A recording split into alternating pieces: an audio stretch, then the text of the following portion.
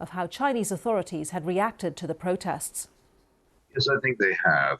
I think these things took place over the weekend, and it's quite clear that a lot of official eyes were off the ball. This is particularly true of China's censors, who tend to be less prevalent at weekends and have allowed a lot of footage about these protests and social media around them to circulate both in and outside China.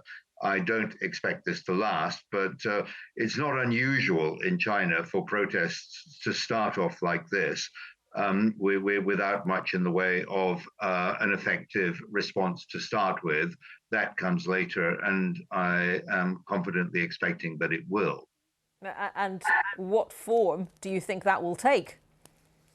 Well, I think in the first instance, it will focus on social media, trying to close down the main transmission vectors for the protests and for the protest messaging.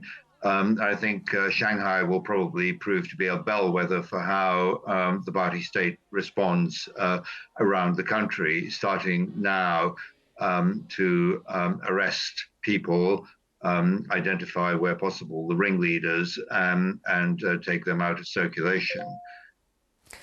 Let's just look in a bit more detail at the cause, the chief cause of these protests, the zero COVID policy, the continuation of that policy. We heard there the clip of Victor Gao saying it had resulted in great success, both in the low number of deaths, he said, and the low number of infections.